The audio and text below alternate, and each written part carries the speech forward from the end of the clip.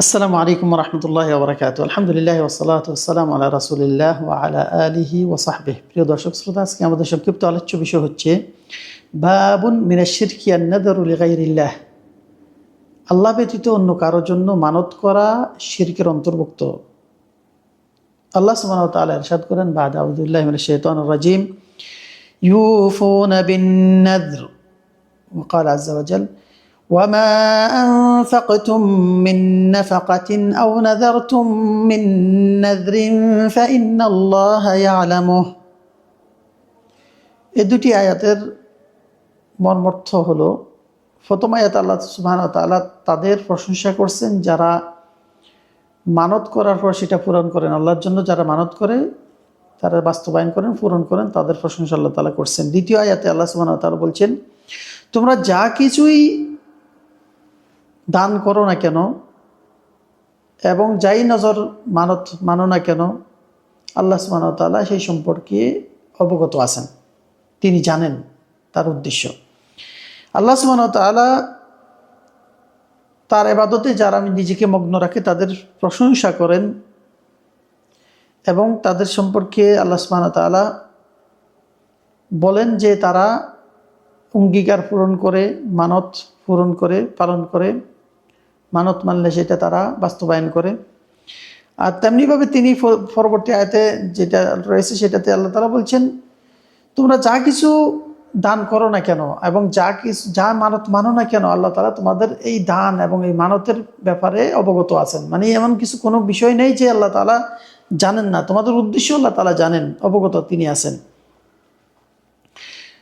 কোনো ব্যক্তি যদি কোনো ইবাদত করার প্রতি, আল্লাহ তাআলার আনুগত্যের প্রতি নিজেকে পাবন্দি করে নেয়, সেটা আল্লাহ তাআলা প্রশংসা করছেন এবং সেটা যদি খালেস দিলে আল্লাহ তাআলা সন্তুষ্ট অর্জনের জন্য হয়ে থাকে, তাহলে সেটা আল্লাহ তাআলা প্রশংসা করছেন।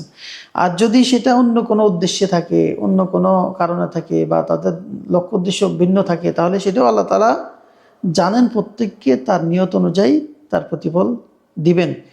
সে কেউ কি আল্লাহর জন্য আমলটি করছেন নাকি অন্য কাউকে দেখানোর জন্য করছেন, সেটাও আল্লাহ তাআলা তাকে তার প্রতিদান দিয়ে দিবেন, যে যা প্রত্যেকের ন্যায্য প্রাপ্তি সে পেয়ে যাবে। এই দুটি আয়াত থেকে আমরা যা বুঝতে পারি, প্রথমত নাদর যেটা মানত, সেটা একটি ইবাদত। আল্লাহ তাআলা ব্যতীত অন্য কারোর জন্য সেটা প্রযোজ্য নয়। মানত মানতে হলে একমাত্র আল্লাহকে সন্তুষ্ট অর্জনের জন্য মানতে হবে, আল্লাহকে সন্তুষ্ট করার জন্য মানতে হবে। তার মানে মানত করবেন সেটা আল্লাহ তাআলার সন্তুষ্টির জন্য করবেন, অন্য কারোর জন্য করা যাবে না। যদি করে তাহলে সেটা শিরক হয়ে যাবে। দুই নম্বর যে বিষয়টি, সেটি হচ্ছে আল্লাহ সুবহানাহু ওয়া তাআলার ইলম যে রয়েছে, তিনি আলেম, প্রত্যেকটি বিষয় তিনি জানেন, খবর রাখেন। আল্লাহর ইলম সাব্যস্ত করা হয়েছে, সব কিছুই তিনি জানেন। তিন নম্বর বিষয় হলো, প্রত্যেকটি আমলের ফল আল্লাহ তাআলা দিবেন, ভালো হলে ভালো, মন্দ হলে মন্দ। তিন নম্বর বিষয়টি আমরা বুঝতে পারি, সেটা হচ্ছে মানত যখন কেউ করবে, সেই মানতটা যেন সে পূরণ করে। যদি আল্লাহ তাআলার জন্য কেউ কোনো মানত করে, ইবাদতের উদ্দেশ্যে কোনো মানত করলে সেটা যেন পূরণ করে, এর প্রতি আমাদেরকে উৎসাহিত করা হয়েছে। হাদিস সহিহ বুখারীতে একটি হাদিস রয়েছে, আন আয়েশা রাদিয়াল্লাহু আনহা আন্না রাসূলুল্লাহ সাল্লাল্লাহু আলাইহি ওয়াসাল্লাম قال من نذر أن يطع الله فليطعه ومن نذر أن يعصي الله فلا يعصه।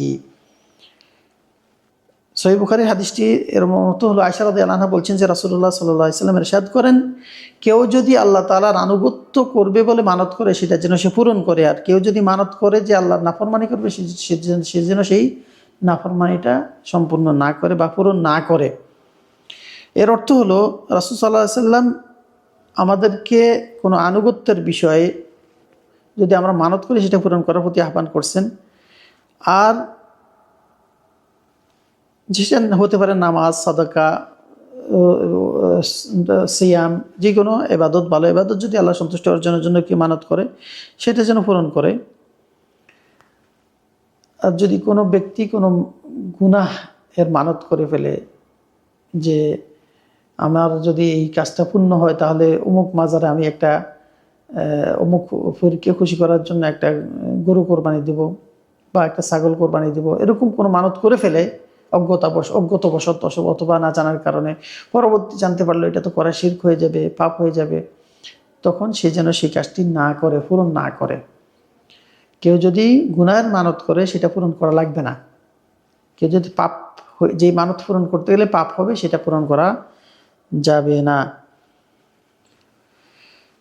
আজকের হাদিস থেকে আমরা যে বিষয়টা জানতে পারি সেটা হচ্ছে, কেউ যদি মানত করে আল্লাহ তাআলার উদ্দেশ্যে সেটা যেন সে পূরণ করে। 2 নম্বর বিষয় হলো, আল্লাহর নাফরমানির কাজের কেউ যদি মানত করে সেটা পূরণ করা হারাম, সেটা করা যাবে না। আল্লাহ তাআলা আমাদেরকে সঠিক বুঝদান করেন এবং সঠিকভাবে জীবনযাপন করার তৌফিক এনায়েত করেন। হাদা ওয়া সাল্লাল্লাহু ওয়া সাল্লাম আলা নবিয়িনা মুহাম্মদ ওয়া আলা আলিহি ওয়া সাহবিহি আজমাইন। আসসালামু আলাইকুম ওয়া রাহমাতুল্লাহি ওয়া বারাকাতুহু।